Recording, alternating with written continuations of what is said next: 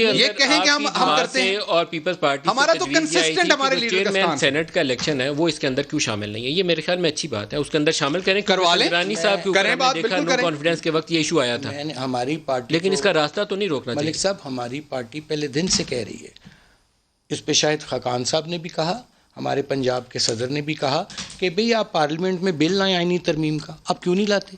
آپ ایک شک کیوں کرنا چاہتے ہیں؟ اس کو ایز اے ہول کریں، اس کو سارے کو انڈو کرتے ہیں، آئیں بیٹھیں مل کے کرتے ہیں، لائیں پیکج آپ لائیں۔ آپ دیکھیں نا، آپ چلے جاتے ہیں پہلے قومی اسمبلی میں ٹیبل کر دیتے ہیں، نہ آپ اپوزیشن سے کوئی ڈائلاگ کرتے ہیں، نہ کوئی کمیٹی فارمیشن ہوتی ہے، اس کے بعد آپ آرڈیننس جاری کروا دیتے ہیں، پھر آپ ریفرنس کر دیتے ہیں عدالت میں جا کے۔ آپ خود پہلے اپنا فیصلہ کیجیے، آپ چاہتے کیا ہیں؟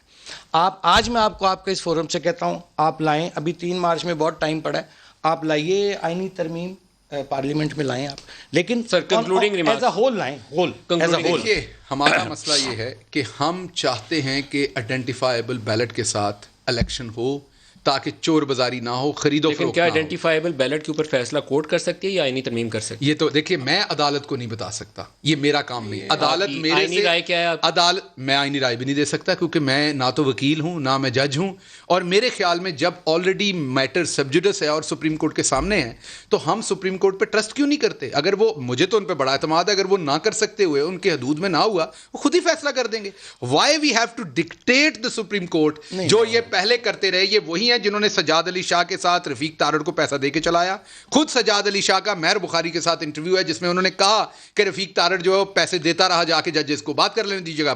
انہوں نے پہلے پیسہ چلایا، جب سجاد علی شاہ پھر بھی نہیں مانے تو انہوں نے کورٹ پہ حملہ کر دیا۔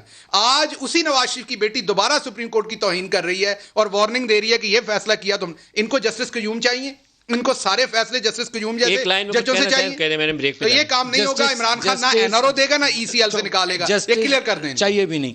سجاد علی شاہ صاحب کا ایک انہوں نے انٹرویو دیا تھا 2006 میں، وہ کہ آرکائیوز میں نکالیں، جنہوں نے آئی ایس آئی سے اور انٹیلیجنس ایجنسیوں سے تحقیقات کرائیں۔ جیسے سجاد علی شاہ نے، اور انہوں نے کہا کہ مجھے تمام معلومات ملی ہیں کہ اس میں پی ایم ایل این کے حملے میں کوئی رول نہیں تھا۔ اسی آئی ایس آئی سے حملہ کرنے والے کون لوگ تھے؟ وہ سر یہ کہتے نا ہم نے کروایا، اسے چلے تھے سر، اسی آئی ایس آئی سے پیسے لیتے رہے۔ آپ پڑھیے ملک صاحب، آپ وہ انگریزی اخبار میں چھپا ہوا ہے 2006 شہر میں جرنلزم عثمان نے بھی کرتا تھا، سر کیا کرتے ہیں؟ انٹرویو آیا ہوا ہے جو